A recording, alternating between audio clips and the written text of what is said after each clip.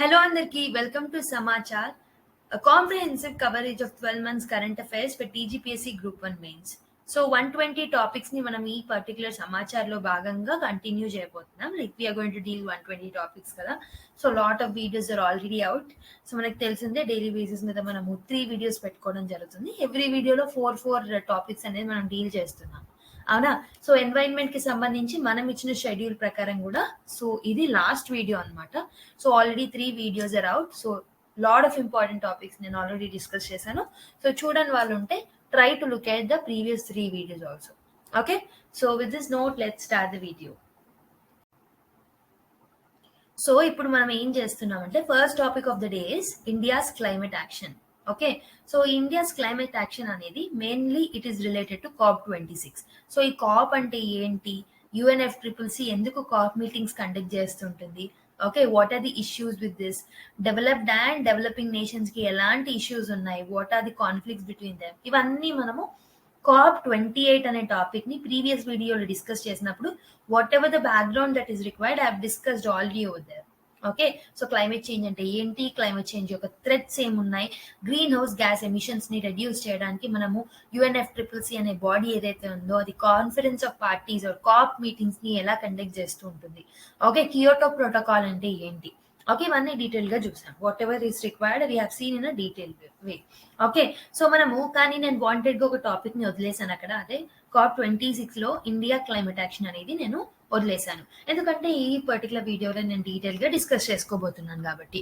Okay, so నా let's ఈ COP26 లో ఇండియా క్లైమేట్ యాక్షన్ అంటే ఏంటి, అసలు ఏం జరిగింది అదంతా చూద్దాం. Okay, let's see that in detail.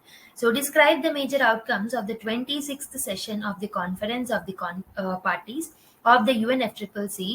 What are the committees made by India in this conference? So ఏంటంటే COP26 లో మనము మన యొక్క NDCs ని ఓకే అఫీషియల్ గా తీసుకొచ్చామన్నమాట. NDCs అంటే ఏంటో మీకు తెలుసు కదా. సో ప్రీవియస్ క్లాస్ చూడని వాళ్ళు ఉంటే ప్రీవియస్ క్లాస్ ని ఫస్ట్ చూడండి. మెయిన్ గా మిగతాదంతా చూడకపోయినా COP28 అనే టాపిక్ చెప్పే ముందు క్లైమేట్ చేంజ్ అంటే ఏంటి, ఓకే, క్లైమేట్ చేంజ్ వల్ల కలిగే థ్రెట్స్ ఏంటి, ఎన్వైరన్మెంటల్ థ్రెట్స్ ఏంటి, సోషియో ఎకానమిక్ థ్రెట్స్ ఏంటి, అవన్నీ డీటెయిల్ గా చెప్పాను. అండ్ ఆల్సో దాంతో పాటు UNFCCC యొక్క మీటింగ్స్, ఇంపార్టెంట్ మీటింగ్స్ గురించి చెప్పాను. దానికన్నా ముందు అడాప్టేషన్ అంటే ఏంటి, మిటిగేషన్ అంటే ఏంటి, లాస్ అండ్ ఫండ్ అంటే ఏంటి, okay, so carbon trading mechanisms ఎలా ఉంటాయి, ఫ్లెక్సిబుల్ ట్రేడింగ్ మెకానిజమ్స్ ఎలా ఉంటాయి, and also what are the issues with developed and developing nations, వాళ్ళిద్దరి మధ్యలో ఉన్న క్లాషెస్ ఏంటి, ఇవన్నీ డీటెయిల్డ్ గా చూసాం మనం ప్రీవియస్ క్లాస్ లో. ఓకే, చూడని వాళ్ళు ఉంటే ఫస్ట్ ఆ వీడియో చూడండి, ఆ ఒక్క టాపిక్ అయినా చూడండి, then look at this particular video. Okay, అప్పుడు మీకు ఒక కంటిన్యూటీ అనేది ఉంటుంది. ఓకే, సో ఇప్పుడు మనం COP26 లో ఏం జరిగిందో చూద్దాం. So the Climate Change Performance Index 2024 was released during COP28 in Dubai. India improved to 7th place in CCPI up from last year 8th place లో ఉండే మనము. Okay, so COP28 meeting recent గా జరిగింది కదా 2023లో. సో దీని ప్రకారం okay COP28 meeting లో okay CCPI index అంటే ఏంటి, క్లైమేట్ చేంజ్ పర్ఫార్మెన్స్ ఇండెక్స్ ని రిలీజ్ చేశారు 2024 కి. సో అందులో ఇండియా ర్యాంక్ అనేది ఎంత వచ్చింది అంటే సో 7th ర్యాంక్ అనమాట, 7th ప్లేస్ లో ఉన్నాం మనం. సో ప్రీవియస్ మీటింగ్ లో COP27 లో మన ర్యాంక్ ఎంత ఉండే అంటే 8th ప్లేస్ ఉండే, we have improve to 1 place. Okay, now let us see India specific observations in CCPI. CCPI లో India specific observations ఎలా ఉన్నాయో చూద్దాం. So if you look at the rankings by category, so we have placed in the 9th position with respect to GHG emissions. So greenhouse gas emissions ని బట్టి 9th position లో ఉన్నాం. And 10th in the energy usage and the climate policy, 37th position with respect to the renewable energy. Okay, so these are the things that you can actually quote in your answers. Okay, wherever it is required you can actually quote. So progress చూసుకుంటే India is on track to meet a benchmark of well below 2 degrees per capita GHG emissions. Okay, and also challenges చూసుకుంటే despite the efforts that is made by India, so మన యొక్క NDCs మనం పెట్టుకున్న targets ని meet అవ్వడానికి మనం ఎంత efforts పెట్టినా India still we're heavily relying on coal, oil, gas. ఎందుకు ఇంకా మనం ఫాసిల్ ఫ్యూయల్స్ మీద, ఆయిల్ మీద, గ్యాస్ మీద, కోల్ మీద, నాన్ రెన్యూవబుల్ ఎనర్జీ సోర్సెస్ మీద మనం ఎందుకు ఇంకా రిలే అవుతున్నాం? ఆల్రెడీ చెప్పాను మీకు. So we're not the historical contributors. We need to get developed. మన స్టాండర్డ్ ఆఫ్ లివింగ్ అనేది ఇంప్రూవ్ అవ్వాలి. Okay, we have to be in par with the developed nations who have already emitted a lot historically. Okay, అందుకే మనం total గా shift అవ్వడం అనేది it's impossible. So total గా renewable energy నుంచి మనము ఎనర్జీ సోర్సెస్ ని తీసుకోవాలన్నా, టోటల్ గా నాన్ ఫాసిల్ ఫ్యూయల్స్ మీద ఇన్వెస్ట్ చేయాలన్నా మన దగ్గర అంత డబ్బు లేదు. అండ్ ఆల్సో మన దగ్గర అంత సోర్సెస్ అనేవి ప్రస్తుతం లేవు. Okay, in order to accommodate the needs of the huge population like of the country like India, definite గా మనం ఇంకా coal and oil and gas లాంటి వాటి మీద రీలే అవ్వాల్సి వస్తుంది, despite of our efforts. Okay, which is contributing to the lot of greenhouse gas emissions, and దానివల్ల air pollution and also మిగతా క్లైమేట్ చేంజ్ ఇష్యూస్ అనేవి స్టిల్ దే ఆర్ కమింగ్ అనమాట. So India's nationally determined contributions మనము Paris agreement లో భాగంగా 2021 to 2030కి మనము fix అయ్యామన్నమాట. సో ఆగస్ట్ 2022లో మన యొక్క ఎన్డీసీస్ ని మనం అప్డేట్ చేసుకోవడం జరిగింది. Okay, with respect to UNFCCC మనం Paris climate action or Paris agreement లో అనుకున్నట్టు NDCs, each and every country will come up with the ఎన్డీసీస్ కదా. సో అలా మన యొక్క ఎన్డీసీస్ ని మనము అప్డేట్ చేసుకోవడం జరిగింది in August 2022. Okay, so main గా 3 టార్గెట్స్ అనేవి మనం పెట్టుకున్నాం. అవి ఏంటంటే emission intensity reduction, achieve 45% reduction in the emission intensity. So total గా మనం ఎమిట్ చేసే వాటిలలో ఇంటెన్సిటీ, వాటి యొక్క ఇంటెన్సిటీని 45% రిడక్షన్ అనేది చేస్తామని చెప్పేసి మనం ఒప్పుకున్నాం అనమాట. Okay, so it will be with respect to 2005 levels. Next renewable energy share ఎంత ఉంటుంది అని అనుకున్నామనంటే, ఎంత చేయాలి అని అనుకున్నామంటే, we have actually kept target of 50% of electricity generation should come from the renewable sources అని చెప్పేసి మనము టార్గెట్ పెట్టుకోవడం జరిగింది. Okay, and also carbon sink reduction or carbon sink creation కి సంబంధించిన టార్గెట్ ఏం పెట్టుకున్నామనంటే, సో అడిషనల్ గా 2.5 నుంచి 3 billion tons of carbon sinks మనం చేస్తాము through forest expansion. So because of the forest expansion definite గా కార్బన్ సింక్ ఏరియా అనేది పెరుగుతుంది. సో ఎంత క్యాపబిలిటీ ఉన్న ఫారెస్ట్ ని మనం పెంచుతామనంటే, so we will increase forest in such a way that 2.5 to 3 billion tons of the additional carbon should get synced anamata. Okay, so already I have told you in the last class what are these nationally determined contributions. So nationally determined contributions ante enti, manam 2015 lo Paris agreement lo bhavaganga countries are required to submit their 2 types of climate action plans. Okay, short term climate action plans and long term climate action plans ni ivvalanamata. So short term climate action plans entante, they will specifically outline for 5 to 10 years anamata, 5 or 10 years period, whereas long term climate action plan is more than 10 years. So long term లో మనం ఎంత reduce చేస్తామనేది మనం పెట్టుకుంటాం అనమాట. Okay, దాంట్లో భాగంగానే మనం ఎంత ఇంప్రూవ్ అయ్యాం దానికి సంబంధించిన ర్యాంకింగ్స్ అండ్ ఆల్, దానికి సంబంధించినవన్నీ COP28 లో we have seen them. Okay, so with respect to NDCs, India ఎంత ప్రోగ్రెస్ అయిందంటే, రిన్యూవబుల్ ఎనర్జీ ఎక్స్పాన్షన్ లో India significantly increased it's renewable energy capacity, surpassing 175 gigawatt in 2022. The goal is to reach 500 gigawatt by 2030 అనమాట. So 175 gigawatt 2022 లో మనము మన కెపాసిటీని expand చేసుకుంటే 2030 కల్లా 500 gigawatt కి మనం ఎక్స్పాండ్ చేస్తామని మన NDCs లో టార్గెట్ పెట్టుకున్నాం అనమాట. And also emission intensity reduction, okay, already 29% reduce అనేది చేశాము between 2005 and 2020. Forest cover expansion లో భాగంగా, so efforts to expand forest cover are ongoing. We know that lot of scheme, social forestry, agro forestry లాంటివి కూడా తీసుకొస్తున్నాం. So with an aim to cover 33% of the entire geographical area. So మనకి ఇప్పుడు ప్రస్తుతం latest forest report ప్రకారం మన forest ఎంత percentage ఉంది టోటల్ ఏరియాలో. సో లాస్ట్ క్లాసెస్ లో, ఐ మీన్ ఎన్వైరన్మెంట్ కి సంబంధించిన సెకండ్ క్లాస్ లో నేను డిస్కస్ చేశాను, ఒకసారి చూడండి. Okay, energy efficiency initiatives, various energy efficiency measures ని మనం తీసుకుంటున్నాం, లైక్ బిల్డింగ్ కోడ్స్ ని, లైక్ గ్రీన్ బిల్డింగ్స్ ని ప్రమోట్ చేయడం, ట్రాన్స్పోర్టేషన్ సెక్టర్స్ లో ఫేమ్ లాంటి స్కీమ్స్ ని తీసుకొచ్చి ఈ వెహికల్స్ ని ప్రమోట్ చేయడం. Okay, so and also examples include energy conservation building code, okay, corporate average fuel economy అని చెప్పేసి, స్టాండర్డ్స్ అండ్ లేబులింగ్, ఓకే, ఎస్ఐన్డెల్ ప్రోగ్రామ్ లాంటివి, and also lot of measures, other measures, energy efficiency measures లో భాగంగా, initiatives లో భాగంగా okay we're trying to bring up ethanol blending. So ఇలాంటి ఎన్నో మెషర్స్ మనం తీసుకుంటున్నాం, అవునా? సో దీని తర్వాత క్లైమేట్ అడాప్టేషన్ స్ట్రాటజీస్ లో భాగంగా okay in order to get adapted to the changing climate on the agriculture, water resources and coastal areas, we are increasing the resilience. So the National Action Plan for Climate Change. So ఈ particular national action plan of climate change ని తీసుకొచ్చి దీంట్లో ఒక 8 machines అనేవి తీసుకొచ్చాం. For example solar machine, mission for enhanced energy efficiency అని, machine on sustainable habitat అని, ఇలా ఎన్నో మిషన్స్ ని దీంట్లో సబ్ పార్ట్ గా తీసుకొచ్చాం. So this is umbrella part అనమాట. National action plan for climate change అనేది it's an umbrella scheme. Okay umbrella policy అని చెప్పొచ్చు. దీంట్లో సబ్ పాలసీస్ ఆర్ సబ్మిషన్స్ అనేవి ఉంటాయి. ఇవన్నిటిని అచీవ్ చేయడానికి ట్రై చేస్తున్నాం. ఓకే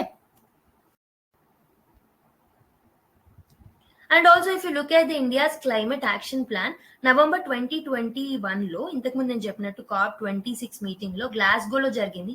అందులో prime minister Narendra Modi, honourable prime minister ఏం చెప్పారు అంటే he has unveiled our climate action plan which is also called as the Panchamrit.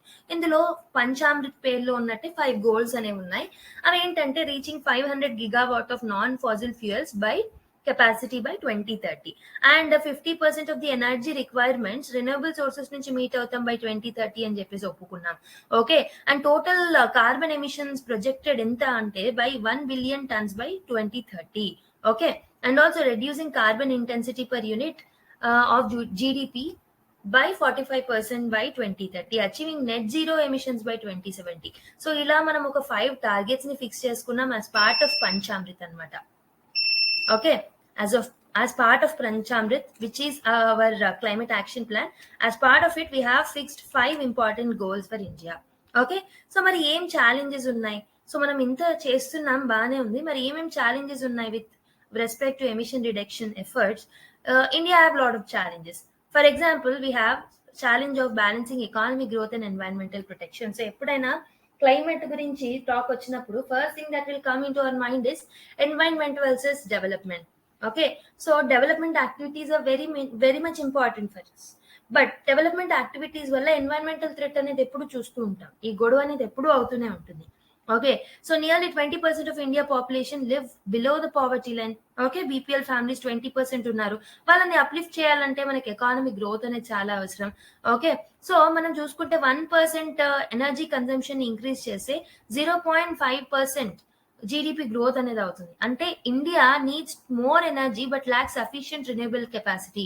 So మనము ఈ పర్టికులర్ జీడిపి గ్రోత్ 0.5% పెంచాలంటే డెఫినెట్ గా 1% ఇంక్రీజ్ ఇన్ ఎనర్జీ కన్సంప్షన్ అవ్వాలి.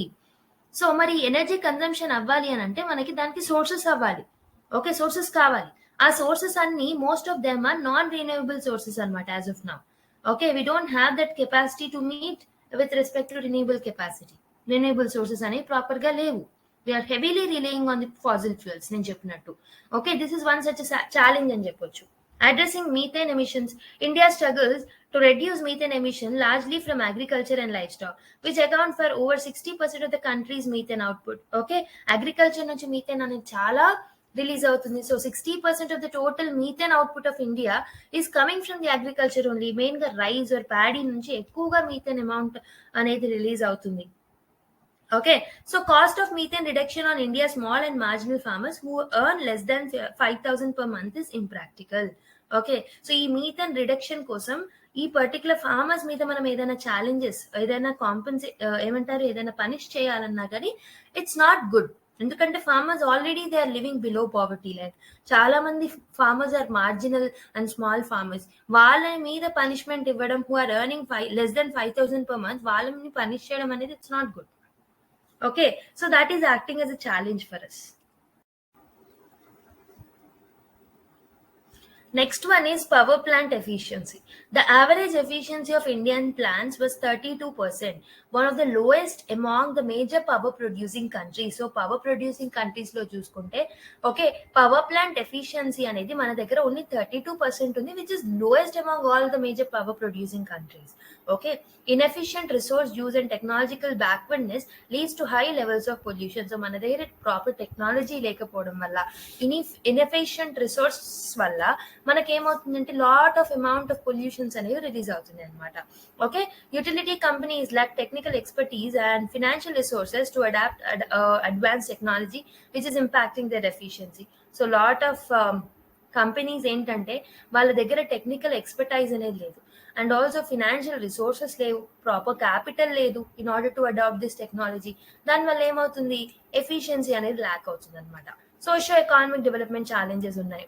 Okay, we're still large amount of Indian population lack reliable electricity ledu. 2.4 of the percent of all the households, mostly rural, always remaining unelectrified. And also UP, Bihar, Assam and areas lo manaki daily outages lasting 6 hours or more. Okay, and also balancing access to affordable and reliable energy with emission reduction is a complex challenge demanding. Okay, and financing challenges unnai. So INDs ni manamu target ని reach అవ్వాలి అంటే definite గా మనకు finances అనేవి అవసరం. Okay, so the India's initial NDCs projected that country's climate actions would necessitate $2.5 trillion. So మనము first time మనం తెచ్చుకున్న INDCs ని మీట్ అవ్వడానికి ఆల్మోస్ట్ $2.5 trillion అనేవి అవసరం పడాయి అనమాట 2015 నుంచి 2030 మధ్యలో. ఓకే, అప్రాక్సిమేట్లీ $170 billion యాన్యువల్లీ అని చెప్పొచ్చు. ఒక్కొక్క సంవత్సరానికి $170 billion మనము ఖర్చు పెట్టాల్సి ఉంటుంది in order to meet the NDCs that we have kept for the last time. కానీ ప్రస్తుతం the current climate related investments ఏవైతే ఉన్నాయో అవి ఓన్లీ 25% మాత్రమే ఉన్నాయన్నమాట. సో 25% తో మనం మన ఎన్డీసీస్ ని అచీవ్ చేయగలుగుతామా? చేయలేము. అందుకే ఫినాన్సింగ్ ఛాలెంజ్ అనేది ఉంది. ఒకటేం చూసాం, టెక్నాలజికల్ ఛాలెంజ్ ఉంది, పవర్ ప్లాంట్ ఎఫిషియన్సీ అనేది ప్రాపర్ గా లేదు if you're comparing with the other countries. Okay, socio economic development challenges అనేవి ఉన్నాయి. కొన్ని ఏరియాస్ అనేవి చాలా లీస్ట్ డెవలప్డ్ ఉన్నాయి, కొన్ని ఏరియాస్ కి అసలు ఎలక్ట్రిసిటీయే ప్రాపర్ గా అందట్లేదు. ఓకే, అండ్ ఆల్సో మనం స్టిల్ ఫాసిల్ ఫ్యూయల్స్ లాంటి వాటి మీద రిలే అవుతున్నాం. Okay, and also emissions intensity reduction. India is committed to reduce the emissions intensity of it's GDP by 40%. So 45% emission intensity అనేది తగ్గిద్దామని అనుకున్నాం కానీ, సో మన this means emitting fewer green gas emissions per unit of economic activity. However, ఇది మనం proper గా meet అవ్వలేకపోతున్నాం. Okay, so still మనకి lot of challenges ఉన్నాయన్నమాట. So in order to meet our NDCs. Okay, so మన దగ్గర అంత పొటెన్షియల్ లేకుండా పోయింది. Okay, and also we don't have proper technologies. So in order to meet our NDCs and also in order to meet our climate targets, we have to embrace the innovation, so partnership. So we have to forge for the partnership with other countries, and also we have to stay committed with the climate goals that we have actually kept.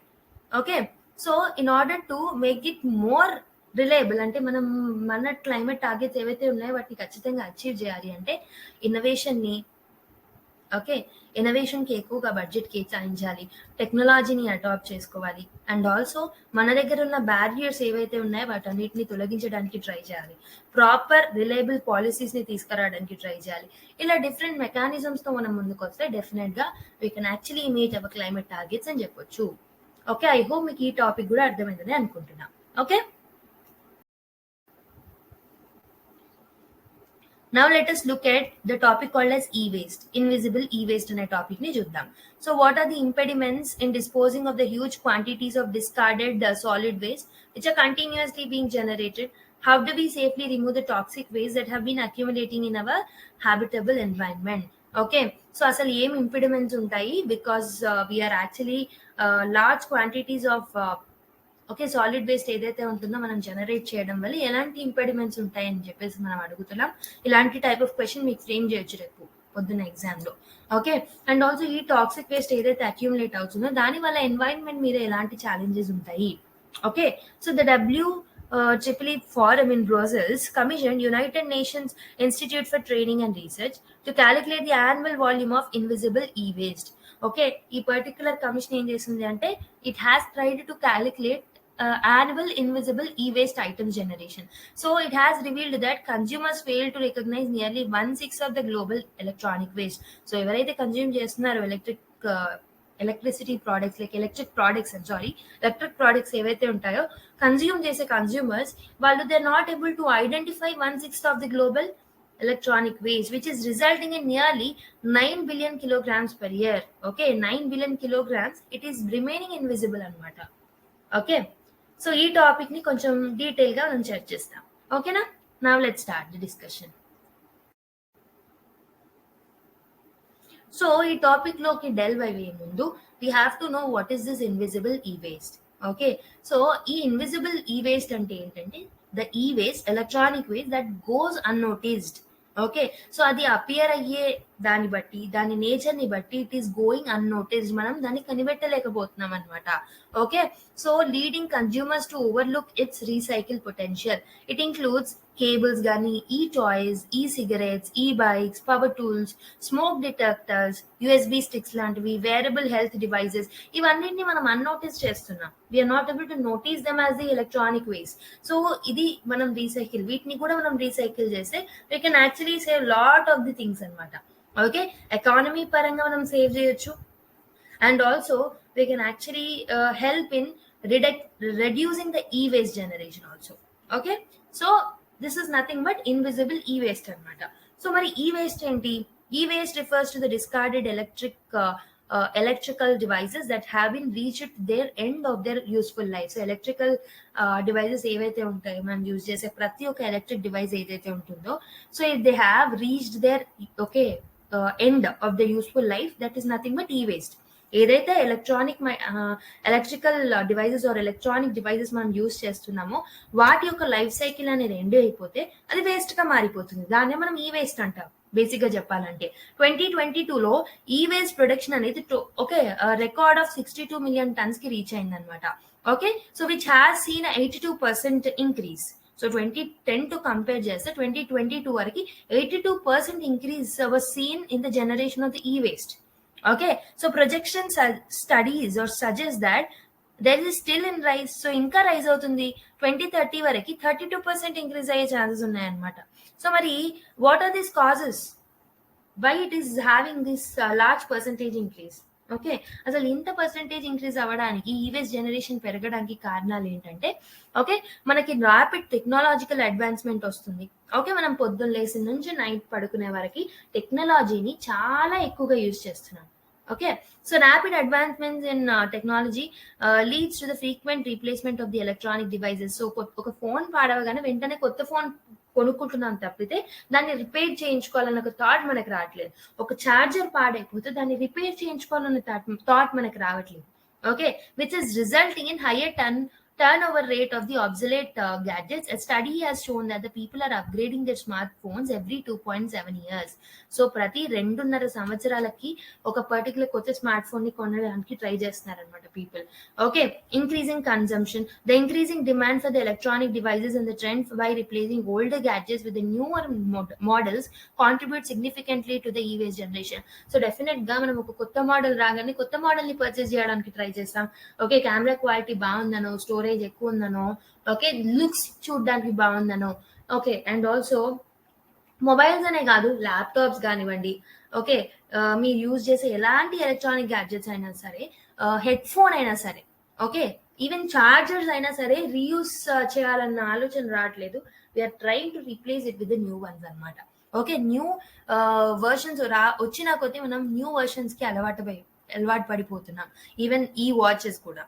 Okay, short production life cycle. Many electronic products have short life cycles due to planned obsolescence. Okay, కావాలని short life period ఉండేలా చూసుకుంటున్నారు. So that వాళ్ళకి production అనేది పెరుగుతుంది, వాళ్ళకి profit margin అనేది పెరుగుతుంది అని చెప్పేసి కావాలని షార్ట్ లైఫ్ స్పాన్ ఉండేలా చూస్తున్నారు అనమాట.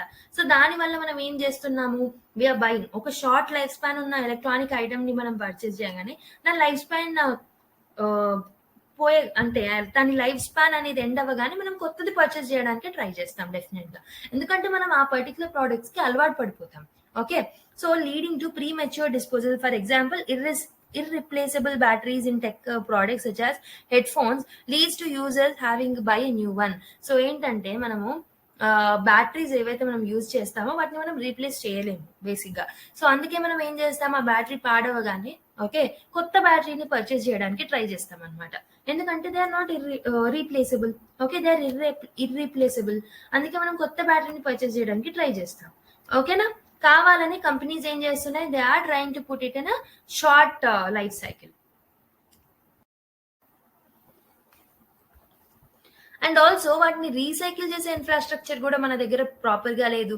సో మీరు చూసుకుంటే WEF వరల్డ్ ఎకనామిక్ ఫోరం 2020లో ఇచ్చిన రిపోర్ట్ ప్రకారం 8.6% ఆఫ్ ద గ్లోబల్ ఈ వేస్ట్ అనేది only it is getting recycled formally. Only 8.6% of the ఈ వేస్ట్ మాత్రమే రీసైకిల్ అవుతుంది, మిగతాదంతా రీసైకిల్ అవ్వట్లేదు. ఎందుకంటే one such a problem with respect to recycling is we don't have that proper infrastructure that is required for recycling of this particular products. And illegal trade and export of e-waste from developed to developing nation leading to the global e-waste issue. So ఏంటంటే illegal గా మనం purchase చేయడం వల్ల, so developed nation లో తక్కువ ఖర్చుకే మనకు దొరికితే ఒక్కొక్కసారి మనం చాలా మంది ఏం చేస్తారు, ఇక్కడికి తెప్పించుకొని ఓకే ఇల్లీగల్ అయినప్పటికీ పర్చేస్ చేస్తుంటారు. దాని వల్ల కూడా ఈ వేస్ట్ జనరేషన్ అనేది ఎక్కువగా అవుతుంది అనమాట. An estimated 10 million tons of e-waste are illegally traded into and around the East Asia and Pacific annually, valued at least $3.75 billion అనమాట. ఓకే, సో మరి ఇన్ని రీజన్స్ ఉన్నాయి కదా ఈ వేస్ట్ జనరేషన్ వల్ల నెగిటివ్ ఇంపాక్ట్స్ ఏమేమి ఉంటాయి. ఒకటి వచ్చేసి సాయిల్ కంటామినేషన్. సో చాలా మటుకు ఈ వేస్ట్ ని మనం ల్యాండ్ ఫిల్స్ లో డంప్ చేయడం వల్ల టాక్సిక్ సబ్స్టాన్సెస్ లైక్ లెడ్ కానీ మెర్క్యూరీ కానీ ఓకే ఇలాంటివన్నీ టాక్సిక్ వేస్ట్ ఏదైతే ఉంటుందో అవన్నీ రిలీజ్ అవుతాయి అనమాట. So this will actually soil ని కంటామినేట్ చేయడానికి ట్రై చేస్తాయి. ఓకే, సాయిల్ కంటామినేషన్ అనేది జరుగుతుంది. Okay, and also air pollution.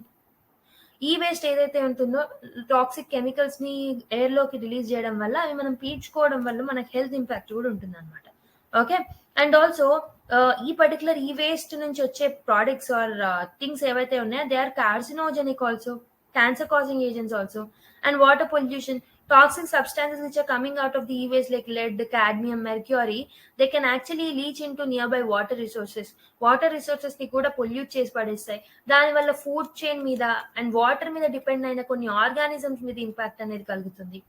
Okay, and recycling కూడా ఇన్ఫార్మల్ అవుతుంది. కొన్ని రీజన్స్ లో ఇన్ఫార్మల్ రీసైక్లింగ్ ప్రాక్టీసెస్ అనేవి జరుగుతున్నాయి. Okay, which is involving in dismantling e waste without proper protection అనేది ఇవ్వకుండానే డిస్మాంటిల్ చేస్తున్నారనమాట. Okay, because of this toxic fumes అనేవి రిలీజ్ అవుతున్నాయి, డస్ట్ అనేది రిలీజ్ అవుతుంది. ఒక స్టడీ ప్రకారం 2020లో ఒక స్టడీ చేశారు. దీని ప్రకారం ఏంటంటే ఇన్ఫార్మల్ ఈ వేస్ట్ రీసైక్లింగ్ సైట్ లో పనిచేసే చిల్డ్రన్ ఎవరైతే ఉంటారో they have seen significantly observed, ఒక సర్వే ప్రకారం దే హ్యావ్ అబ్జర్వ్డ్ దట్ వాళ్ళల్లో బ్లడ్ లెవెల్స్ అనేవి ఓకే లెడ్ లెవెల్స్ అనేవి ఓకే బ్లడ్ లో లెడ్ ఏదైతే ఉంటుందో అది ఇంక్రీజ్ అయిందనమాట.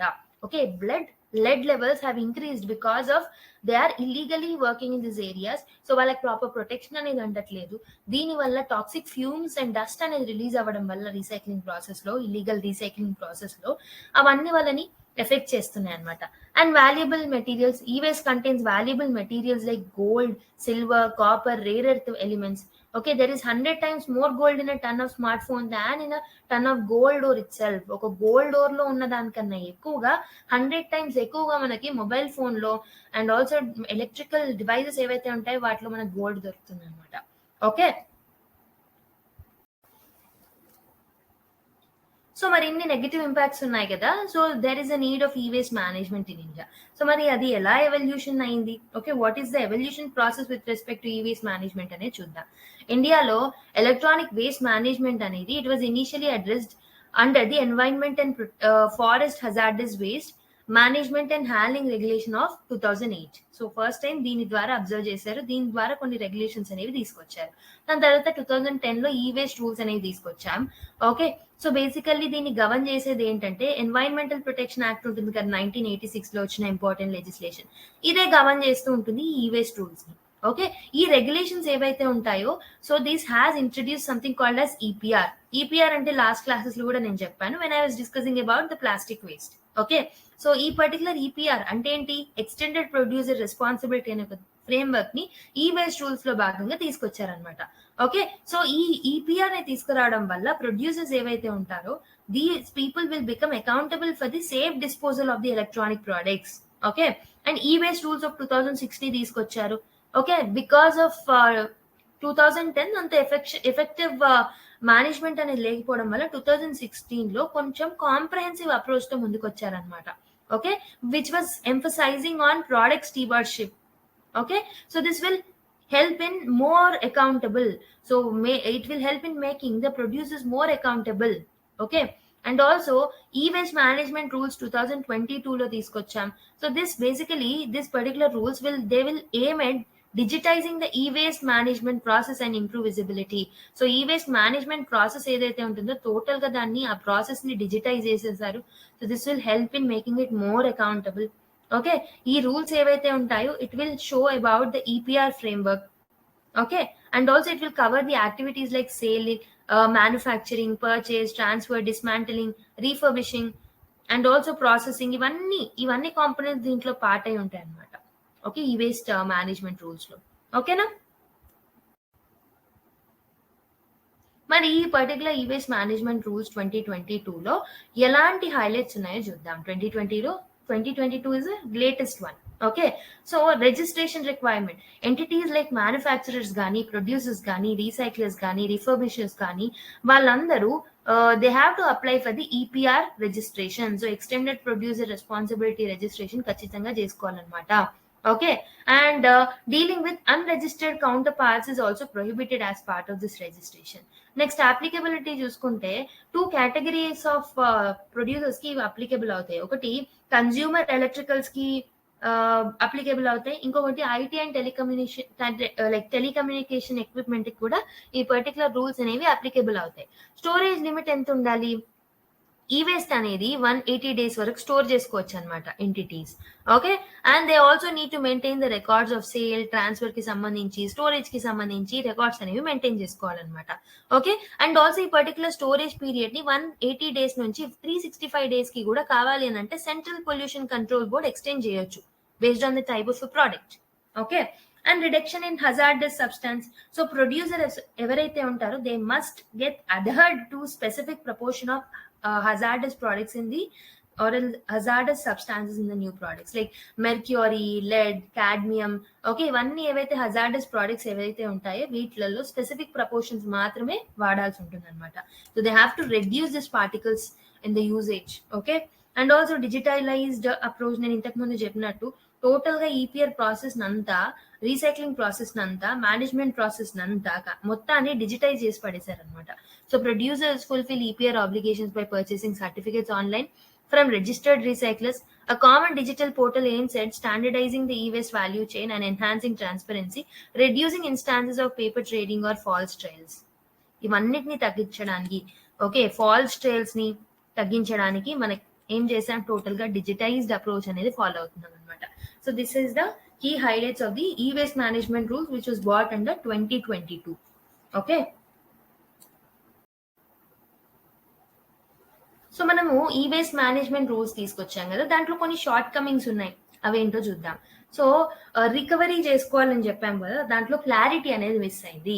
So the rules do not clearly specify the requirement for ensuring efficient recovery of rare earth elements and safe disposal of residual waste during the ఈ waste processing. Okay, ఈ waste ని recycle చేసేటప్పుడు residual waste ఏదైతే ఉంటుందో దాన్ని safe గా disposal చేయాలి అని చెప్పారు, కానీ దాన్ని చాలా వేగంగా మెన్షన్ చేయడం జరిగింది. దాని మీద క్లారిటీ అంటూ ఏమీ లేదు. And elimination of dismantlers. So the new rules remove dismantlers, placing the responsibility of recycling solely on the authorized recyclers only. Okay, and dismantling of PROs. So producer responsibility organizations are being dismantled, removing a layer of double verification for the quality and quantity for the recycling. And informal sector ఏదైతే ఉంటుందో which is producing lot of e-waste, around 95% e-waste ఏదైతే ఉంటుందో informal sector లో ఉంది, దాని మీద మనం concentration ఎక్కువగా పెట్టలేమన్నమాట. Inadequate collection infrastructure. సో చాలా మంది ఢిల్లీలో ప్రొడ్యూసర్స్ ఎవరైతే ఉంటారో so they lack the collection centres అనేవి ప్రాపర్ గా లేవు. ఓకే, అండ్ ఫార్మల్ కంపెనీస్ ఏవైతే ఉంటాయో they are failed to provide the door step collection service. So ప్రతి ఇంటికి వెళ్ళి వాళ్ళు ఈ వేస్ట్ ఏదైతే ఉంటుందో దాన్ని కలెక్ట్ చేసుకోవడానికి ట్రై చేయాలి, కానీ formal companies also failed. And Delhi లాంటి ఏరియాస్ లోనే కలెక్షన్ సెంటర్స్ అనేవి ప్రాపర్ గా లేవు. అండ్ కన్జ్యూమర్స్ అవేర్నెస్ అనేది డెఫిషియెంట్ గా ఉంది. సో కన్జ్యూమర్స్ ఎవరైతే ఉన్నారో దే డోంట్ నో దట్ ఈ కలెక్షన్ సర్వీసెస్ ఉన్నాయి అసలు. ఓకే, వీటిని మనం ఇవ్వాలి, దీనివల్ల ఇంత పొల్యూషన్ అనేది వస్తుంది which is harmful to our health and harmful to the environment అనేది కన్జ్యూమర్స్ కే తెలియదు అసలు. సో అవేర్నెస్ ప్రోగ్రామ్స్ అనేది ప్రాపర్ గా కండక్ట్ చేయట్లేదు. So these are basically the shortcomings with respect to ఈ వేస్ట్ మేనేజ్మెంట్ రూల్స్ 2022. మరి ఏం చేస్తే బాగుంటుంది విత్ రెస్పెక్ట్ టు ఈ waste management? recording recycler activities. So recycler activity should be meticulously recorded in the system. So recycle చేసే ప్రతి యాక్టివిటీని proper గా రికార్డ్ చేయాలి బై అథారిటీస్. పీరియాడికల్ మానిటర్ అనేది ఉండాలి విత్ రెస్పెక్ట్ టు ఈ waste and also with respect to recycling. And ఎంత recover అయింది అనేది కూడా ప్రాపర్ డేటా నేను మెయింటైన్ చేయాలన్నమాట.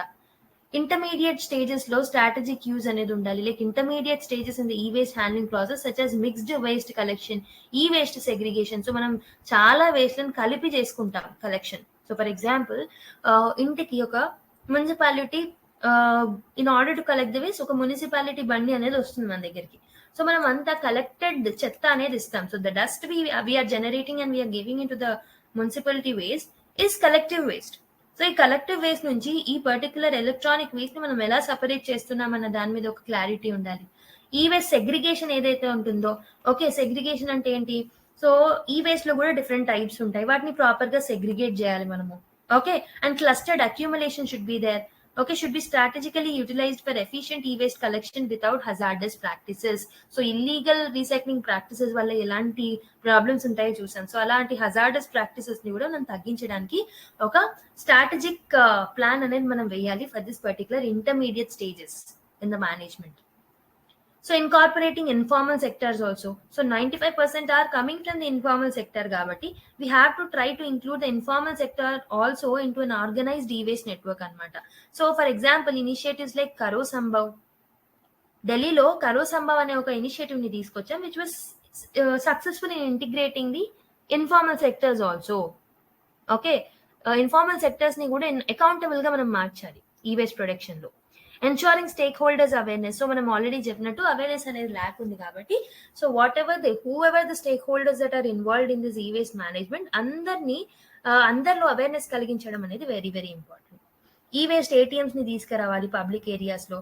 ఓకే సో ఈ కలెక్షన్ సెంటర్స్ అనేవి ప్రాపర్ గా లేవనేది మనం ఒక ప్రాబ్లం చూసాం. అందుకే దానికి సొల్యూషన్ ఏంటి? ఇట్ క్యాన్ బి ఈ వేస్ట్ ఏటీఎంస్.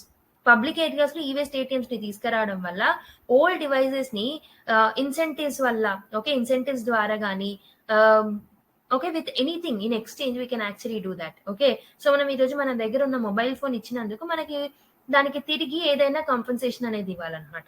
ఓకే సో అది ఎలాంటి ఫామ్ లో అయినా సరే అలాంటి కాంపెన్సేషన్ ఇస్తే అప్పుడు people will get attracted to that definite గా.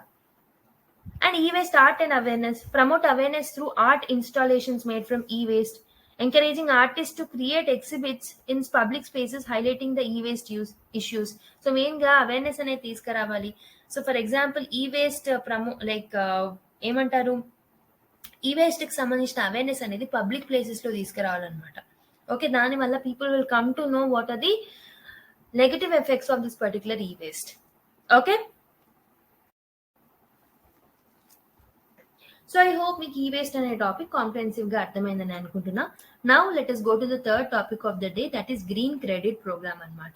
So we have to discuss the global warming and we have to mention the effects of it on the global climate, and we have to explain, like we have to discuss also about the measures to bring down the levels of the greenhouse gases which will cause the global warming, and Kyoto Protocol 1997 గురించి కూడా మనం మాట్లాడుకోవడం చేయాలన్నమాట.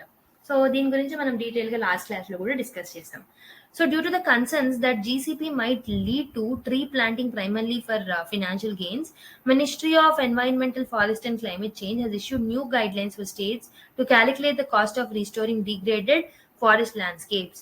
Okay, the ministry has removed the previous requirement of 1,103 per hectare for reforested areas, allowing states to set their own criteria.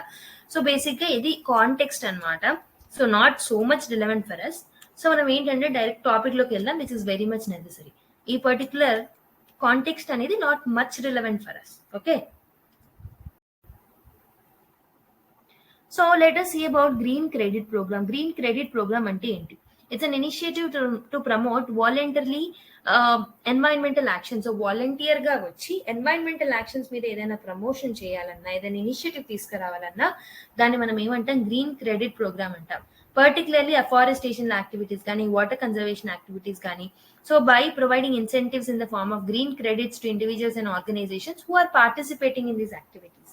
So ఎవరైతే volunteer గా ముందుకు వచ్చి ఈ పర్టికులర్ ఎన్వైరన్మెంటల్ యాక్షన్స్ లో ఓకే భాగంగా అయ్యారనుకోండి, వాళ్ళకి ఏదైనా ఇన్సెంటివ్స్ ఇవ్వాలి. సో ఇండివిజువల్స్ అయినా సరే, కంపెనీస్ అయినా సరే, ఆర్గనైజేషన్స్ ఎవరైనా దీంట్లో పార్టిసిపేట్ చేయొచ్చు.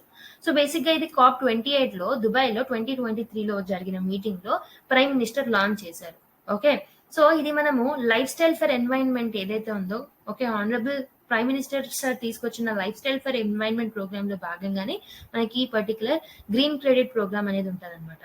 ఓకే, సో బేసికలీ ఇది COP26 లోనే ఇంట్రడ్యూస్ చేశారు గ్లాస్గో మీటింగ్ లో. So this will actually promote mindful and deliberate environmental protection.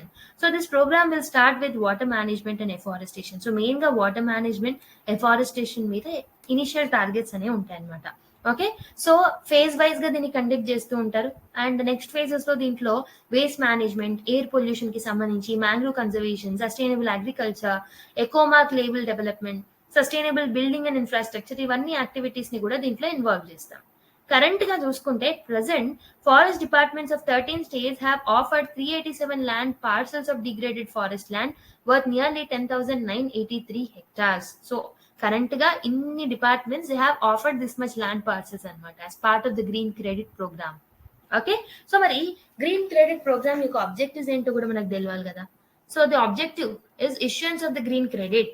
So మనం ఏంటంటే ఎవరైతే ఇలా వాలంటీర్ గా ముందుకు వస్తారో, if they are contributing something to the environment voluntarily, so they have to get incentives in the form of green credits. Okay, for the activities like the tree plantation కానివ్వండి, for like coming up with some methodologies in order to protect the environment. So ఇలాంటివి చేయడం వల్ల వాళ్ళకి incentives అనేవి ఇవ్వాలన్నమాట, green credits అనేవి ఇవ్వాలన్నమాట. So degraded land bank, establish a web portal for registering degraded forest lands by forest department, creating an inventory for voluntary plantation activities.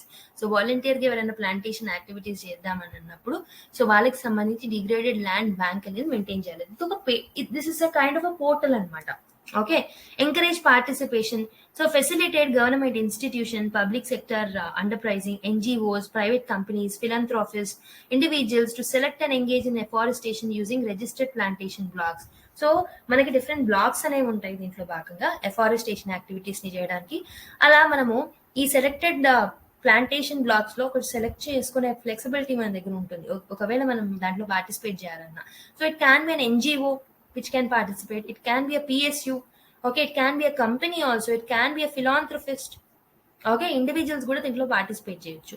Digital process ఉంటుంది, so టెక్నాలజీని use చేసుకుంటారు, ఒక వెబ్ ప్లాట్ఫామ్ అనేది ఉంటుంది, ఒక registry అనేది ఉంటుంది in order to streamline the registration, verification, monitoring of the plantation activities, ఇవన్నీ ఉంటాయి. సో ఎందుకు మానిటర్ చేయాలి అని అంటే we have to know how much has been done as part of this programme. And also ఈ monitor చేయడం వల్లనే వాళ్ళ గ్రీన్ క్రెడిట్స్ ఎంత ఇవ్వాలో కూడా మనకు అర్థమవుతుంది. Okay, so basically this will be in alignment with key environmental and climate policies అనమాట. For example Indian environmental policies ఏమున్నాయి, 1986 లో మనం ఎన్వైరన్మెంటల్ ప్రొటెక్షన్ యాక్ట్ అనేది తీసుకొచ్చాం, ఎన్వైరన్మెంటల్ పాలసీ కూడా తీసుకొచ్చాం. ఓకే, 2006 లో provide a framework for protecting and improving the environment. Okay, and also మన యొక్క పాలసీస్ ఏవైతే ఉన్నాయో వీటన్నిటిని మనము మీట్ అవ్వాలన్నా, వాటి టార్గెట్స్ మీట్ అవ్వాలని ఈ పర్టికులర్ థింగ్ అనేది చాలా బాగా పనిచేస్తుంది అనమాట. గ్లోబల్ ఏమంటారు ఈ green credit programme. So green credit programme will complement these policies also, it will support these particular policies. Okay, it will help in safeguarding the forest, wildlife, overall natural environment కూడా మనకి safe గా protect అవుతుంది. And also India's climate goals ఏవైతే ఉన్నాయో వాటిని meet అవ్వడంలో కూడా INDC targets కానీ, COP26 లో మనం తీసుకునే NDC టార్గెట్స్ కానీ, మిగతా వాటిని మీట్ అవ్వడంలో కూడా ఈ గ్రీన్ క్రెడిట్ ప్రోగ్రామ్ అనేది ఒక అంత వరకు మనకి హెల్ప్ చేస్తుంది అనమాట. So it compliments the carbon credit trading mechanisms also. So carbon credit trading mechanisms గురించి నేను ఆల్రెడీ చెప్పాను.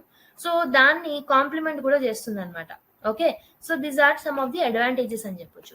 And also global ecosystem restoration initiatives. So the GCP also aligns with the UN decade on ecosystem restoration. Okay, ఇలాంటి activities ని కూడా align చేస్తూ ఉంటుంది. So ఏంటంటే ఇక్కడ మనము ఎకోసిస్టమ్ ని రీస్టోర్ చేసుకోవాలనుకుంటున్నాం. So this is done as per the UN decade. Okay, this will basically ఈ పర్టికులర్ GCP ప్రోగ్రామ్ ఏదైతే ఉందో it will get aligned with this programme also. India's approach includes involving all stakeholders and leveraging traditional knowledge and conservation practices. మరి ఏం issues ఉన్నాయి, ఇన్ని activities, ఇన్ని advantages అనేవి ఉన్నాయి కదా. Okay, it is getting align with lot of environmental policies that are taken in India already. But there are some issues with respect to that. ఎందుకంటే outcome clarity అనేది ప్రాపర్ గా లేదు. So green credits do not specify the objectives of tree planting activities. అసలు objectives ఏంటో చెప్పలేదు. So దానివల్ల ఒక uncertainty అనేది వస్తుంది. So we're not able to actually properly measure the outcomes. Okay, so objective is biodiversity conservation అయితే, ecological restoration అయితే, the outcome should be extent of native biota preserved or restored. Okay, so for example green credit programme లో భాగంగా ఒక objective, if you are keeping an objective of biodiversity conservation, దీన్ని ఎలా measure చేస్తాం? ఇప్పుడు for example నేనే volunteer గా వచ్చి, if I'm coming to work with respect to biodiversity conservation, నేను ఎంత పని చేశాననేది నా అవుట్కమ్ ని ఎలా మెజర్ చేస్తారనేది జీసీపీలో మెన్షన్ చేసలేదు. బట్ యాక్చువల్లీ ఎలా మెన్షన్ చేయాలి, ఎలా క్యాలిక్యులేట్ చేయాలి? ఫర్ ఎగ్జాంపుల్ బయోడైవర్సిటీ కన్జర్వేషన్ లో భాగంగా నేను వర్క్ చేస్తున్నా. సో నా యొక్క అవుట్పుట్ ని ఎలా మెజర్ చేయాలి? ఓకే, ఎంత బయోటా అనేది ప్రిజర్వ్ అయింది, ఎంత బయోటా అనేది రిస్టోర్ అయింది, దాన్ని బట్టి నా యొక్క అవుట్కమ్ ని మెజర్ చేయాల్సి ఉంటుంది. Okay, however the objective is, if it is the carbon sequestration అయితే, the outcome should be the amount of additional carbon sequestered or else ఎంత కార్బన్ సింక్ అనేది పెరిగింది, దీన్ని బట్టి అవుట్కమ్ ని మెజర్ చేయాలి. కానీ దీని మీద ఒక క్లారిటీ అనేది లేదు గ్రీన్ క్రెడిట్ ప్రోగ్రామ్ లో. And there is a commodification of the conservation ని కమాడిఫై చేస్తున్నాం, దానికి ఒక వాల్యూ అనేది అంటగడుతున్నాం అనమాట. కమాడిఫికేషన్ చేస్తున్నాం టోటల్ గా కన్జర్వేషన్ ని. క్రిటిక్స్ ఆర్గ్యూ చేస్తున్నారు, GCP turns environmental conservation into commodity, దాన్ని ఒక కమాడిటీ లాగా, ఒక బిజినెస్ లాగా ట్రీట్ చేయడం జరుగుతుంది అనమాట. By allowing companies to exchange green credits for complying with the compensatory afforestation requirements, it should be exploited by industry seeking to is forest diversion requirements, particularly in the sectors like mining and infrastructure. Okay, so ఇవన్నీ ఏం చేస్తాయంటే it will కమాడిఫై the things. దీన్ని కూడా ఒక commercial activities లాగా చూస్తూ ఉంటాం, దీన్ని ఒక బిజినెస్ లాగా. ఓకే, వాళ్ళ యొక్క స్వతహా ఇంట్రెస్ట్ కోసం, వాళ్ళ యొక్క ప్రాఫిట్స్ కోసం వాళ్ళు వర్క్ చేస్తూ ఉంటారు. So they will not have a clear intention. సో ఒక క్లియర్ ఇంటెన్షన్ అనేది ఉండదు. నిజంగా వాళ్ళ ఎన్వైరన్మెంటల్ ప్రొటెక్షన్ కోసం వర్క్ చేస్తున్నారన్న ఇంటెన్షన్ మనకు కనబడదు అనమాట. Okay,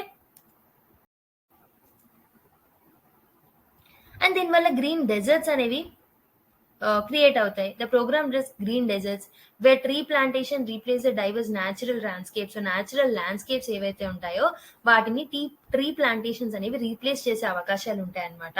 so this may actually hamper the balance of the ecosystem. It will harm the balance of the ecosystem. Okay, and also ecological risks అనేవి పెరుగుతూ ఉంటాయి. Planting trees as part of afforestation efforts does not guarantee ecosystem improvement. So just plant చేసినంత మాత్రాన proper results వస్తాయంటే కాదు. Okay, India's divorce forest types required specific approaches. ఒక్కొక్క forest type, so మన దగ్గర త్రూఅవుట్ ఇండియా ఒక టైప్ ఆఫ్ క్లైమేట్ లేదు, ఒక టైప్ ఆఫ్ ఫారెస్ట్ లేదు. We have diversity even in the forest types. So ఒక్కొక్క ఫారెస్ట్ టైప్ కి ఒక్కొక్క అప్రోచ్ అనేది ఉండాలి. సో బట్ మనం ఈ గ్రీన్ క్రెడిట్ ప్రోగ్రామ్ లో దాని గురించి మనం మాట్లాడట్లేదు. So similar approach throughout the India and throughout the forest మనం యూజ్ చేసినట్టయితే ఓకే ఎకలాజికల్ రిస్క్లు అనేవి పెరుగుతాయి అనమాట. Okay, if you're planting the wrong type of trees it will lead to the invasive species యొక్క థ్రెట్ అనేది పెరిగే ఛాన్సెస్ ఉంటాయి అనమాట. So there are concerns that the GCP may promote the replacement of the natural forest with invasive monocultures. So invasive plants యొక్క ప్రభావం పెరిగే chances ఉంటాయి because of the GCP if there is a lack of clarity in that. Okay, and also unrealistic tree density recommendations. The proposed standard of 1100 trees per hectare was too high for subhumid, semi-arid and arid areas. అంటే ఒక particular one size fits all approach మనం తీసుకురావడం వల్ల okay 1100 trees అనేవి ఒక hectare లో plan చేయాలని ఒక టార్గెట్ పెట్టుకుంటే అన్ని ఏరియాస్ కి సేమ్ టార్గెట్ అనేది బాగుండదు. ఫర్ ఎగ్జాంపుల్ సబ్ హ్యూమిడ్ కి, సెమీ ఏరిడ్ కి, ఏరిడ్ రీజన్స్ కి చాలా ఎక్కువ అయిపోతుంది అనమాట.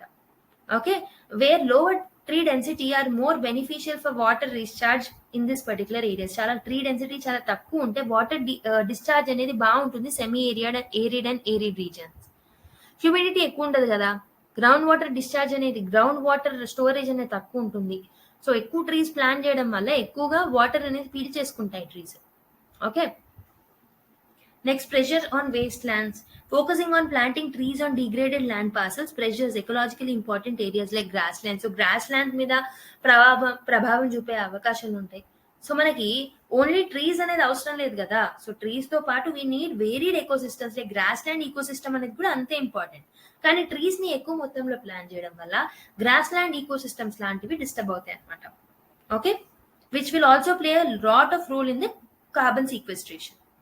Okay, so to address this concern, the government has issued guidelines for states to calculate the cost of the restoring discarded degraded forest landscape. So అందుకే ఏం చేశారు అని అంటే ఈ ప్రాబ్లమ్స్ ని సాల్వ్ చేయడానికి స్టేట్ కే ఒక పర్టికులర్ పవర్ అనేది ఇచ్చారనమాట. ఓకే, ఎంత చేయాలి ఏం చేయాలి అనేది స్టేట్స్ చేతిలోనే పెట్టారనమాట. Okay, however, there are still a need for rigorous oversight and adaptation to ensure the GCP aligns with the ecological sustainability goals and provides clear incentives for measurable environmental outcomes. So మనం ఇప్పటికీ states కి ఇచ్చినంత మాత్రాన problem solve అవుతుందంటే so జీసీపీలో ఇంకా proper definitions, ఆ weakness అనేది పోగొట్టాలన్నమాట. So ఎంత ఇన్సెంటివ్స్ ఇస్తున్నాము, అసలు ఎలా మెజర్ చేస్తున్నాము అవుట్కమ్స్ ని, వీటన్నిటిలో ఒక క్లారిటీ అనేది తీసుకురావడం it's a need of the hour. Okay, now let's go to another topic. So the next topic is Water Prevention and Control of the Pollution Amendment Act of 2024. How does the Water Prevention and Control of Pollution Amendment Act 2024 reflects a shift in India's approach to environmental regulation, particularly concerning the decriminalization of minor offences and what implications might that have for both industrial growth and the environmental sustainability. So మనం ఏం చేసామంటే 2024లో water prevention and control of pollution amendment ని తీసుకొచ్చామన్నమాట. Okay, so దీంట్లో కొన్ని మనం minor offences ఏవైతే ఉంటాయో వాటిని మనం డీక్రిమినలైజ్ చేయడం జరిగింది. ఓకే, దీనివల్ల ఇండస్ట్రియల్ గ్రోత్ కి ఎలాంటి ఎఫెక్ట్ ఉంటుంది, వాటి మీద ఎలాంటి ఇంప్లికేషన్స్ ఉంటాయి, ఎన్వైరన్మెంటల్ సస్టైనబిలిటీ మీద ఎలాంటి ఇంపాక్ట్స్ ఉంటాయి అనేది మనం అనలైజ్ చేయాల్సి ఉంటుంది అనమాట. బేసిక్ గా ఏమేమి చేంజెస్ తీసుకొచ్చారు, దాంట్లో ఏం ప్రాబ్లమ్స్ ఉన్నాయి, ఎలాంటి వే ఫార్వర్డ్ ఉంటే బాగుంటుంది అనేది మనం చూస్తుంటాం. Okay, let's see the topic in detail. So ఈ పర్టికులర్ యాక్ట్ అనేది మనం ఎప్పుడు తీసుకొచ్చామంటే 1974లో తీసుకొచ్చాం. Water prevention and control of pollution act of 1974 was brought by us. Okay, basically this act aims to prevent and control water pollution. So water pollution ని control చేయడానికి, prevent చేయడానికి మనం ఈ పర్టికులర్ చట్టం ని తీసుకొచ్చామన్నమాట. సో దీని ద్వారా మనం ఏం చేస్తామంటే it provides for the establishment of the central and state control pollution control boards. So చాలా మంది ఏమనుకుంటారు, సిపిసిబి కానీ ఎస్పిసిబి కానీ ఎన్వైరన్మెంటల్ ప్రొటెక్షన్ యాక్ట్ లో భాగంగా తీసుకొచ్చామనుకుంటారు. But no, we have brought in as part of the water conservation and control board అన్నమాట, like water prevention and control of pollution act కింద దీన్ని తీసుకొచ్చాం. Okay, so these both bodies will monitor and prevent the contamination of the public water resources basically ga. Okay, so industrial effluents valla వచ్చే damages గానీ, okay, sewage వల్ల వచ్చే water pollution ని గానీ వాటన్నిటిని చూసుకుంటాయి. They will try to prevent and monitor them. Roles and responsibilities చూసుకుంటే, so CPCB ఏమో this is responsible for conducting checks and providing the technical guidance on the compliance standards, whereas SPCBMO, it will be responsible for enforcing the compliance annamata. Okay, so mari industrial regulations kuda unnai. Industrial units must obtain permission from the respective state boards before setting up their factory. So industrial board ఒకటి setup చేయాలి అంటే definite గా ఈ state boards నుంచి ఖచ్చితంగా permission తీసుకోవాల్సి ఉంటుంది అనమాట. ఏ స్టేట్ లో అయితే పెట్టాలనుకుంటున్నారో ఆ ఇండస్ట్రీని వాళ్ళు ఖచ్చితంగా ముందే పర్మిషన్ తీసుకోవాలన్నమాట. Units must measure their processes, comply with prescribed norms before receiving the consent from the state boards. Okay, వాళ్ళు ఎంత రిలీజ్ చేస్తారన్న నార్మ్స్ ని, ఓకే, అవన్నిటిని వాళ్ళకి సబ్మిట్ చేయాల్సి ఉంటుంది అనమాట. ఓకే, ఒకవేళ non compliance, if they are non complying with the rules that are there as part of this, violation of this act can result in the factory shutdowns also. Monetary fines వేస్తూ ఉంటారు, imprisonment కూడా ఉంటుంది up to 6 years. Okay, so basically these are the things that are there as part of the Water Prevention and Control of Pollution Act of 1974. So దాంట్లో rules అనేవి ఉంటాయి కదా. So ఈ particular చట్టంలో భాగంగా కొన్ని రూల్స్ ఉంటాయి కదా. ఆ రూల్స్ ఏవైతే ఉంటాయో అండ్ ఆల్సో ఈ పర్టికులర్ చట్టం ఏదైతే ఉందో, on the whole we have made an amendment in 2024. So basically ఈ అమెండ్మెంట్ ఏదైతే ఉంటుందో ఎన్వైరన్మెంటల్ మినిస్ట్రీ దీన్ని ప్రపోజ్ చేసింది. సో దీంట్లో మెయిన్ ఉద్దేశం ఏంటంటే ఈ చిన్న చిన్న వైలేషన్స్ ఏవైతే ఉంటాయో వాటిని డీక్రిమినలైజ్ చేశారనమాట. ఓకే, ఇనిషియల్ గా దానికి పెనాల్టీస్, ఫైన్స్ అనేవి ఉండేవి చిన్న చిన్న వైలెన్స్, ఓకే, చిన్న చిన్న యాక్టివిటీస్ కి కూడా, వైలేషన్స్ కి కూడా. బట్ ఇప్పుడు ఏంటంటే వాటిని మనం డీక్రిమినలైజ్ చేసాం. So primary objective of this is to rationalize criminal provisions, ensuring that the citizens, business and companies do not face imprisonment for minor technical or procedural defaults. So minor defaults, procedural defaults వల్ల వాళ్ళు criminalise అవ్వద్దు industries అని చెప్పేసి దీంట్లో changes అనేవి తీసుకురావడం జరిగిందనమాట. Okay, ఎందుకంటే మనకి చిన్న చిన్న తప్పులకు కూడా సీవియర్ అఫెన్సెస్ అనేవి ఉండేవి, సీవియర్ పనిష్మెంట్స్ అనేవి ఇచ్చేవాళ్ళు, ఇన్అప్రాప్రియేట్ పనిష్మెంట్స్ అనేవి ఇచ్చేవాళ్ళు. వాటన్నిటిని తీసేయడానికి ఈ అమెండ్మెంట్ ని తీసుకొచ్చారు. So the amendment applies to Himachal Pradesh, Rajasthan, Union Territories and any other state that adopts this particular act. A state అయినా ఈ పర్టికులర్ చట్టం ని అడాప్ట్ చేసుకుంటే వాటన్నిటికీ కూడా ఈ అమెండ్మెంట్ అనేది వర్తిస్తుంది అనమాట. Okay, so as part of 2024 amendment ఇంకేం చేంజెస్ తీసుకొచ్చారు with respect to 1974 act. So prior consent for establishing the factories. So central board in consultation with CPCB may exempt certain categories of industrial plants from obtaining prior consent from SPCB.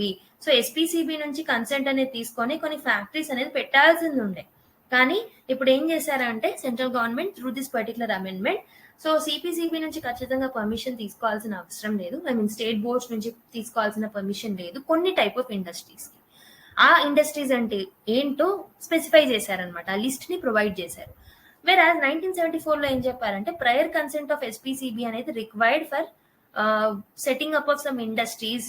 Okay, so ఎందుకంటే అవి ఒకవేళ ఎంత discharge చేస్తాయి, sewage ఎంత ఉంటుంది, water ని ఎంత pollute చేస్తాయి అనేది ముందే అసెస్ చేసుకోవాలి, కాబట్టి ముందే పర్మిషన్స్ తీసుకోవాలని ముందు చెప్పారు. కానీ కొన్ని టైప్ ఆఫ్ ఇండస్ట్రీస్ ని ఇప్పుడు మనము ఆ పర్మిషన్స్ నుంచి ఎగ్జామ్ చేశాం. Okay, so basically we're trying to improve the ease of doing business అనమాట. Okay, power to issue guidelines. So the central government first of all initial గా ఎలా ఉందో చూద్దాం. So the SPCB has the powers to refuse or withdraw consent for establishing any industry, operation, process or treatment and disposal system. So state లెవెల్లో పనిచేసే pollution control board ఏదైతే ఉంటుందో, so it can actually refuse in order to give the consent for the industrial setup. Okay, దానికి సంబంధించిన processes లో కూడా it can actually refuse the processes. Okay, whereas on the other hand CPCB ఏదైతే ఉందో it can issue guidelines on matters relating to the grant, refusal or the cancellation of the consent by any state board for establishing any industry, operation, process or treatment and disposal system. So ఏవైతే ఈ particular central government ఏదైతే ఉంటుందో, ఇంతకు ముందేమో 1974 వరకు ఎస్పీసీబీ చూసుకునేది, కానీ ఇప్పుడు ఏంటి, the central government in consultation with CPCB will issue the guidelines అనమాట. Okay, with respect to the matter of cancellation, refusal and consent of the state board, దీనికి సంబంధించి గైడ్ లైన్స్ ని తీసుకొచ్చారు సిపిసిబి అండ్ గవర్నమెంట్ కలిసి. Okay, establishing industry without SPCB consent. So ఇంతకు ముందు it was punishable. Okay, 6 years of punishment అనేది ఉండేది, imprisonment అనేది ఉండేది, ఫైన్ అనేది ఉండేది. ఓకే, ఇప్పుడేమో imposing the penalty of 10,000 to 15 lakh if it is not complying with the things that is provided. Okay, next SPCB chairman ని ఇంతకు ముందు స్టేట్ గవర్నమెంట్ అపాయింట్ చేసేది. ఇప్పుడు ఏంటంటే the central government will prescribe the manner for the nomination of the SPCB chairman and his terms and conditions of the service. So ఎలాంటి వ్యక్తిని తీసుకోవాలి, okay, the things that is required in order to nominate the person as the chairman of the SPCB and terms and conditions and service procedure ఏదైతే ఉంటుందో దాని గురించి అంతా okay central గవర్నమెంటే చెప్తుంది అనమాట. ఇంతకు ముందు టోటల్ గా ఎస్పీసీబీ చేతిలో ఉండేది, కానీ ఇప్పుడు సెంట్రల్ గవర్నమెంట్ చేతిలోకి వెళ్ళిపోయింది, అంటే టోటల్ గా సెంట్రలైజ్ అయిపోతుంది అనమాట ఈ పర్టికులర్ యాక్ట్. ఓకే, సో మీరు ఏం చేస్తారు, పాలిటీలో మీరు ఫెడరలిజం ఆర్ ఫెడరల్ ఇష్యూస్ చదివేటప్పుడు ఈ పాయింట్ ని మీరు రాసుకోవచ్చు. So there is a centralisation of environmental laws also. Okay, wildlife protection act కానివ్వండి, దాన్ని అమెండ్ చేసి సెంట్రలైజ్ చేశారు. అండ్ ఆల్సో మీరు వాటర్ కన్జర్వేషన్ యాక్ట్ ఇప్పుడు. సో ఇలాంటి ఎగ్జాంపుల్స్ వాడుకోండి. Okay, so there should be a usage of different GS papers knowledge in this particular paper also. And ఇక్కడ నేర్చుకున్న నాలెడ్జ్ ని మిగతా పేపర్స్ లో కూడా యూటిలైజ్ చేసుకోవాలి. Okay, there is no strict separation of the subjects, we have to use the knowledge throughout our papers. Okay, see penalties. An offense for which punishment is not explicitly specified was punishable with an imprisonment of up to 3 months or a fine of 10,000 or both. So ఏదైనా punishment ఇవ్వాలి అన్నప్పుడు దానికి prescribed things అనేవి ఉంటాయి, కానీ కొన్ని type of offences కి prescribed punishment అనేది ఫిక్స్ లేనప్పుడు ఇంతకుముందు ఏం చేసేవాళ్ళంటే 3 months అనేది ఇంప్రిజన్మెంట్ ఇచ్చి 10,000 వరకు ఫైన్ కలెక్ట్ చేసేవారు. కానీ ఇప్పుడు ఏమేంటంటే ఈ చిన్న చిన్న అఫెన్సెస్ ని డీక్రిమినలైజ్ చేశారనమాట. So it has prescribed penalty between 10,000 and 15 lakh. Failure to pay the penalty for the violation could attract and imprisonment up to 3 years. ఒకవేళ ఈ మనీ కట్టకపోతే, ఓకే, ఈ పర్టికులర్ ఫినాన్షియల్ పనిష్మెంట్స్ అనేవి రీచ్ అవ్వకపోతే అప్పుడు వాళ్ళని ఇంప్రిషన్ చేస్తారు. ఓకే, అంతే తప్పితే ముందే ఇంప్రిషన్ చేయరు. అండ్ చిన్న చిన్న వాటిని డీక్రిమినలైజ్ చేసి పడేశారు ఇప్పుడు. Okay, these are the differences that were brought. So ఇంతకుముందు ఏముంది ఇప్పుడు ఏముంది అనే డిఫరెన్స్ అనేది మీకు తెలియాలి. ఓకే, అండ్ ఇంకేమున్నాయి, అడ్జుడికేటింగ్ ఆఫీసర్స్ కి సంబంధించి ఎలాంటి ప్రొవిజన్ అనేది లేకుండే ఇంతకుముందు. బట్ ఇప్పుడు central government can appoint an officer not below the rank of the joint secretary to the government of India or secretary to the state government as adjudicating officer to determine the penalties. So penalties ని determine చేయడానికి ఒక adjudicating officer ని నియమిస్తున్నారు ఇప్పుడు. ఇంతకు ముందు అది లేదు. And also appeals కి సంబంధించి any person aggrieved by an order of SPCB could within 30 days from the date of the order prefer and appeal to the appellate authority constituted by the state government. So 30 days లోపు, okay, ఏదైనా SPCB order ఇచ్చినప్పుడు ఒక person మీద కానీ ఒక company మీద కానీ 30 days లోపు, ఓకే, ఒక అథారిటీ దాని మీద ఉన్న అపీలేట్ అథారిటీ ఏదైతే ఉందో ఆ అపలేట్ అథారిటీకి అపీల్ చేసుకోవచ్చు విత్ ఇన్ 30 days.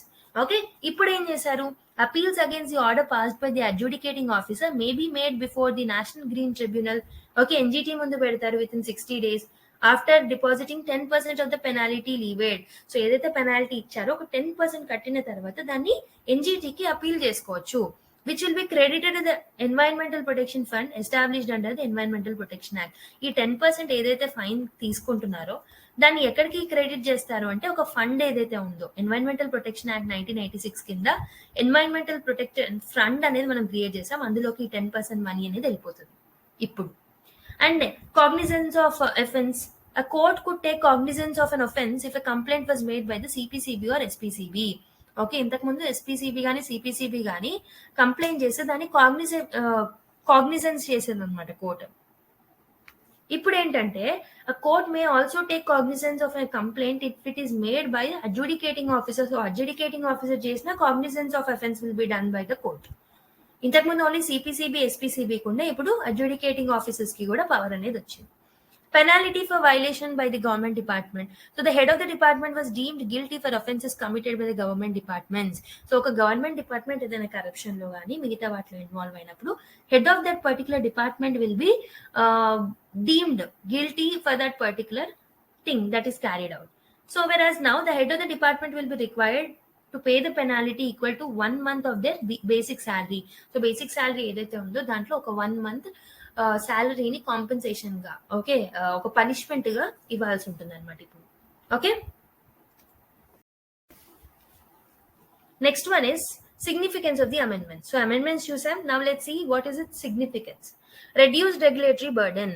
సో ఏంటంటే ఇంతకు ముందు లాట్ ఆఫ్ పర్మిషన్స్ తీసుకోవడం, చిన్న చిన్న వాటికి కూడా పనిష్ చేయడం, దీనివల్ల ఏంటంటే ఈజ్ ఆఫ్ డూయింగ్ బిజినెస్ ఏదైతే ఉంటుందో అది రెడ్యూస్ అవుతుంది. సో దీనివల్ల కంపెనీస్ ని మనం అట్రాక్ట్ చేయలేము. ఓకే, కంపెనీస్ అట్రాక్ట్ చేయకపోతే గ్రోత్ ఉండదు, ఎకానమిక్ గ్రోత్ ఉండదు, అండ్ ఆల్సో ఎంప్లాయ్మెంట్ ఆపర్చునిటీస్ ఉండవు, పావర్టీ అనేది ప్రివేల్ అవుతుంది. ఓకే, లాంగ్ టర్మ్ గోల్స్ ని మనం అచీవ్ చేయలేము, ఈజ్ ఆఫ్ లైఫ్ అనేది ఉండదు. Okay, improvement of the quality of life will not be there. Okay, ఇవన్నీ ప్రాబ్లమ్స్, ఒక చైన్ ఆఫ్ ప్రాబ్లమ్స్ అనేవి క్రియేట్ అవుతాయి. అవునా, అందుకే మనం ఏం చేస్తున్నాం, we're decreasing this regulatory burden. అంటే రెగ్యులేటరీ కొలెస్ట్రాల్ అంటే ఏదైతే ఉందో దాన్ని మనం తగ్గిస్తున్నాం. Regulatory cholesterol is getting decrease and we're able to decrease the red tapism. Red tapism అంటే ఏంటి? సో ఫర్ ఎగ్జాంపుల్ ఏదైనా కంపెనీ పెట్టాలంటే, so if we're putting that company, so దానికి మనకు లాట్ ఆఫ్ పర్మిషన్స్ అనేవి అవసరం ఉంటుంది. ఒక్కొక్కసారి ఆ పర్టికులర్ పర్మిషన్స్ అనేవి తీసుకొని అవన్నిటినీ ఒప్పుకున్న తర్వాత లైసెన్స్ గ్రాంట్ అయింది, ప్రొటెక్షన్స్ అనేవి అన్నిటినీ లైక్ రెగ్యులేషన్స్ అవన్నిటినీ మనం చూసుకునే వరకు చాలా ఇయర్స్ పడుతుంది ఒక కంపెనీని పెట్టడానికి. పెట్టిన తర్వాత కూడా లాట్ ఆఫ్ పనిష్మెంట్స్, రెగ్యులేషన్స్ అవన్నీ ఉండడం వల్ల they cannot easily do the things. So there will be red tapism that will happen. Okay, governance structure అనేది చాలా వీక్ గా అయిపోతుంది అనమాట. So exemption for certain industry streamline processes, reduce redundancy in surveillance and lessen the burden on the regulatory agencies, facilitating smoother business operations. Okay, promoting trust based governance. So by decriminalising the minor offences, చిన్న చిన్న offences ని decriminalise చేయడం వల్ల ఒక trust based governance అనేది పెరుగుతుంది. Ease of doing and living and doing business అనేది improve అవుతుంది. Reducing the fear of imprisonment for minor defaults and also uniform appointment process అనేది ఉండడం వల్ల కూడా ఒక యూనిఫామిటీ త్రూఅవుట్ ద స్టేట్స్ ఉంటుంది. Establishing a uniform qualification and procedures for appointment of the chairpersons of the state board will help in ensuring the transparency. Inefficiencies అనేవి తగ్గుతాయి. So states కి state కి మధ్యలో ఉన్న వ్యత్యాసాలు అనేవి తగ్గుతాయి. Balanced development and environmental protection ఉంటుంది. Okay, so this particular amendment aims to strike a balance between economic growth and also the economic sustainability. Okay, in order to ensure the long-term prosperity. ఇవన్నీ positives బాగానే ఉన్నాయి. మరి ఎలాంటి issues ఉన్నాయి ఇప్పుడు తీసుకొచ్చిన amendments? Centralisation of the power నేను చెప్పాను కదా.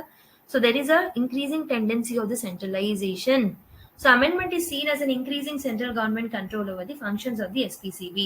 సో ఇంతకు ముందు ఎస్పీసీబీ స్వతహా చేసే పనుల మీద సిపిసిబి గైడ్ లైన్స్ ఫ్రేమ్ చేయడం, ఓకే, సెంట్రల్ గవర్నమెంట్ ఆ పవర్స్ ని తీసుకోవడం, అవన్నీ చూసాం, చేంజెస్ చూసాం కదా. So there is an increase in centralisation that is happening.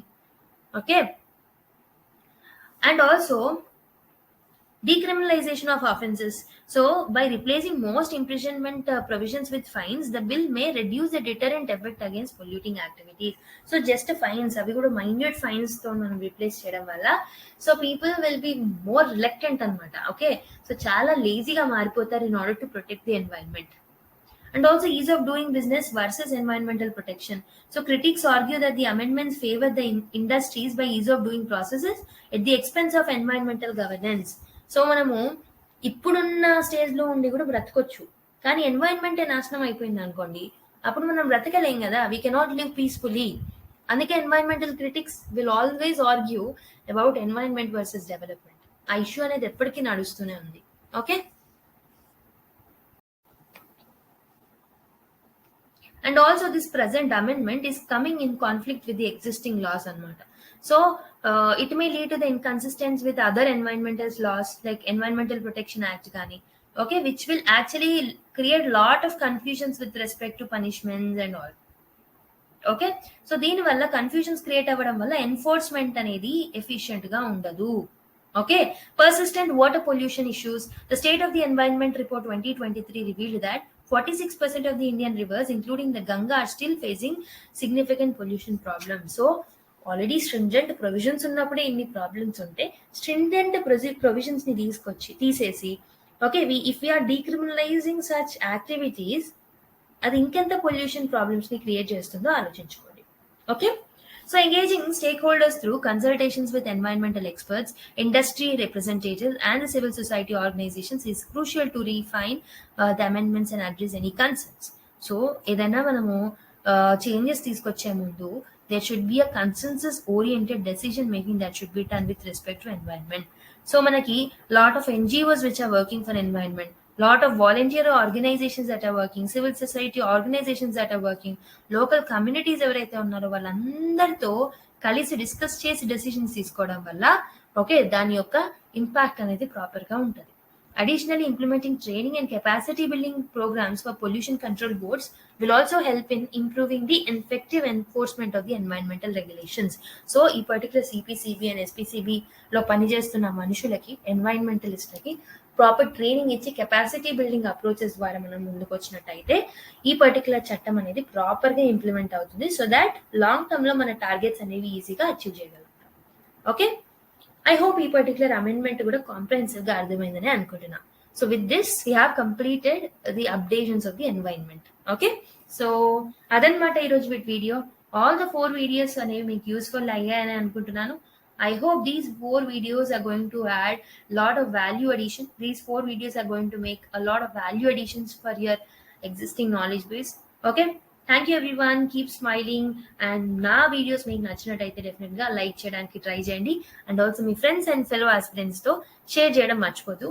Keep smiling everyone. Bye bye.